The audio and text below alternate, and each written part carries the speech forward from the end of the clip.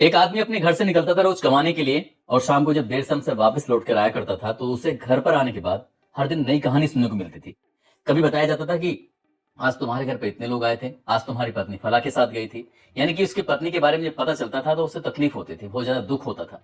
शादी को 10 साल तो हो गए थे, लेकिन उसकी पत्नी की एक आदत बन गई थी, कभी किसी गैर मर्द के साथ तो कभी किसी के साथ। इसके बाद उस पति ने उसे समझाने की तमाम कोशिशें की, मगर उसे सफलता नहीं मिल रही थी। आखिरकार उसने अपनी पत्नी के एक दो नहीं बल्कि 6 टुकड़े कर देता है और 6 टुकड़े करने के बाद लाश को कुछ इस तरह से छुपाता है कि इस घटनाक्रम का कभी खुलासा नहीं होगा। उसने यही सोचा था, लेकिन पुलिस को वाकई इसमें कड़ी मशक्कत करनी पड़ती है और घटनाक्रम का खुलासा हो जाता है।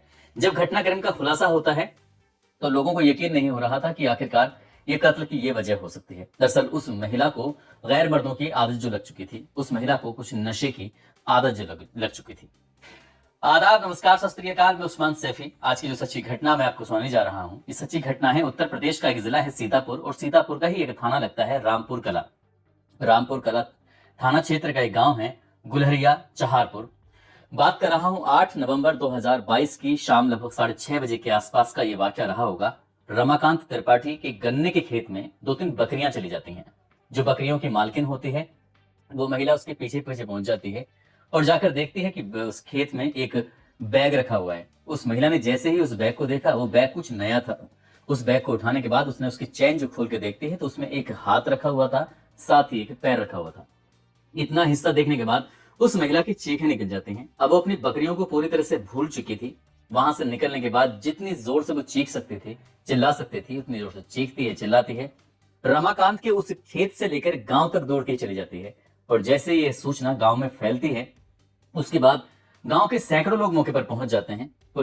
गांव वाले पुलिस को ही सूचना देते हैं। उसके बाद पुलिस भी मौके पर आती है। साथ ही यहाँ पर एसपी हो, एएसपी हो, सीओ हो, थानेदार हो, फॉरेंसिक टीम हो या डॉग स्क्वाड हो या सैकड़ों ग्रामीण हो, जो भी आ रहा था उस ईख के खेत की तरफ भाग रहा था।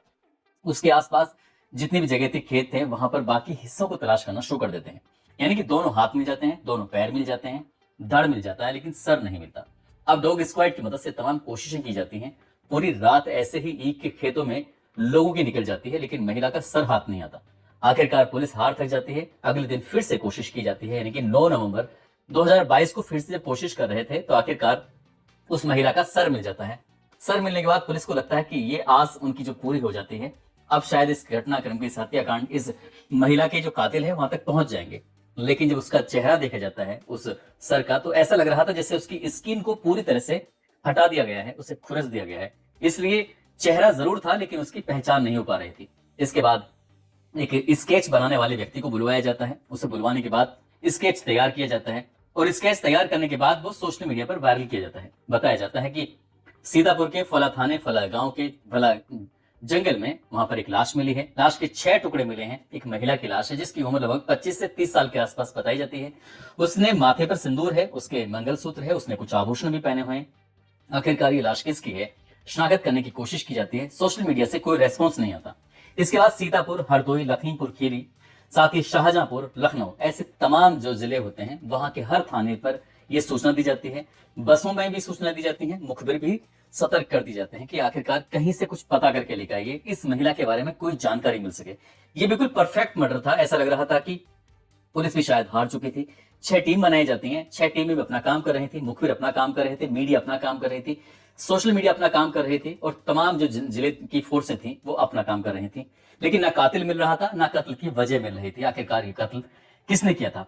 कई दिन बीत जाते हैं कि 20 नवंबर 2022 के ये बात है। संबंधित थाने में एक महिला पहुंचती है, आकर कहती है कि एक फोटो सोशल मीडिया पर बहुत तेजी के साथ वायरल हो रहा है। हो ना हो वो मेरी बेटी का फोटो है। मैं अपनी बेटी से बातचीत करने की कोशिश करती हूँ लेकिन हो ही नहीं पाती।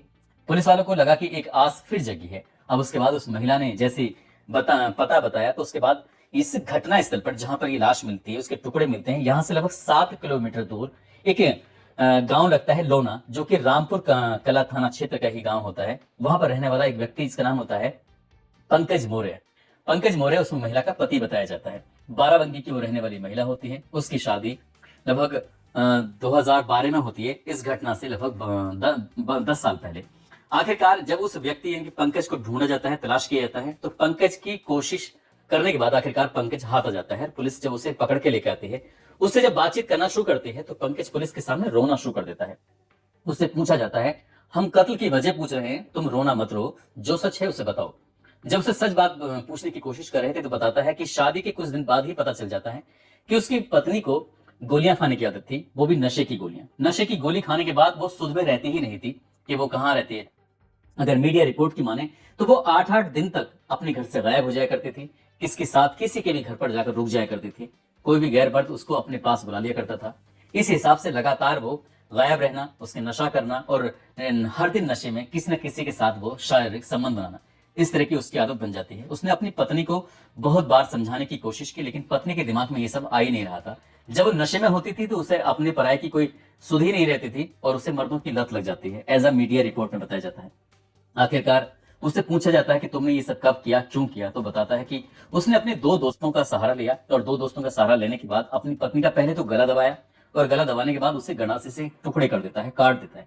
शरीर के लगभग 6 हिस्से करता है और 6 हिस्से करने के बाद दो अलग अलग बोरी या बैग में भरता है और बैग में भरने के बाद उसको वहां से लेकर दूर फेंकने की फिराक में था। लेकिन जैसे जैसे आगे बढ़ रहा था वैसे वैसे उसके दिल की धड़कनें, वैसे वैसे उसके पैरों की कंपनता लगातार बढ़ती चली जा रही थी। इसलिए वो अपने घर से 7 किलोमीटर दूर ही पहुंच पाया और रमाकांत के खेत में जाकर उसने ईख के खेत में कभी हाथ अलग फेंके, पैर अलग फेंके, सर अलग फेंका। लेकिन जब उस लाश को ठिकाने लगाने की कोशिश कर रहा था तो उसने चेहरे को पूरी तरह से खुरच डाला था ताकि उसके चेहरे की पहचान ना हो। उसने उसको मिटाने की तमाम कोशिशें की थी, लेकिन कहते हैं कि कत्ल को कितने भी शातिर अंदाज से क्यों ना कर ले जाए, कातिल जरूर पकड़ा जाता है। इस महिला ने, यानी कि जिसकी हत्या होती है, उसकी मां ने आकर पुलिस को कुछ जानकारी दी और पुलिस ने उस कातिल को ढूंढ निकाला। आखिरकार वो भी पकड़ा जाता है और जिन दो दोस्तों ने उसका साथ दिया था उन दो दोस्तों को पुलिस गिरफ्तार कर लेती है। आखिरकार ये मामला कोर्ट में विचाराधीन चल रहा है। आगे इन्हें क्या सजा होगी क्या नहीं ये तो कोर्ट ही तय करेगा। लेकिन जिस तरह से पति ने अपनी पत्नी के साथ इतने भयानक, इतने खौफनाक कत्ल को अंजाम दिया था, उससे पूरे इलाके में शर्मसारी पैदा हो जाती है। उस दौर में श्रद्धा वालकर का भी मामला बड़ा तेजी के साथ सुर्खियों में चल रहा था। लोगों ने उस दिल्ली के उस हत्याकांड से, जो मुंबई की लड़की थी जिसका दिल्ली में आकर अलग अलग जगहों पर 32-33 टुकड़े कर दिए थे, उसके बाद ये घटनाक्रम भी ज्यादा तेजी के साथ वायरल होने लगता है। पुलिस ने गिरफ्तार किया तो लोगों को इसकी वजह ही पता चली और वजह पता चली तो लोगों को इसका पछतावा भी हो रहा था कि आखिरकार पति क्या करता, क्या उसे छोड़ देता या नहीं छोड़ता, क्या उसे पुलिस का सहारा लेना चाहिए था, उसे क्या करना चाहिए था। उसने किसी से शायद अगर सलाह मशवरा लिया होता, किसी अधिकारी के पास गया होता कि उसकी पत्नी इस तरह की हरकतें कर रही है, तो शायद वो कत्ल ना करता और शायद वो कभी सलाखों के पीछे न जाता, शायद उसकी बाकी की जिंदगी कभी बर्बाद ना होती। दोस्तों, इसलिए कुछ भी करने से पहले, कुछ भी बड़ा खौफनाक कदम उठाने से पहले हजारों बार सोचने की जरूरत होती है, क्योंकि कानून जब अपना काम करता है तो अच्छे अच्छे अपराधी फिर कहाँ जाते हैं आपको सब पता ही है। उसको शायद ये काम नहीं करना चाहिए था, भले चाहे अपनी पत्नी से अलग रहने के लिए कोर्ट का सहारा लेकर उससे तलाक लेने की कोशिश करता, वो ज्यादा बेहतर होता अगर उसकी पत्नी के गैर मर्दों के साथ अवैध संबंध थे तो।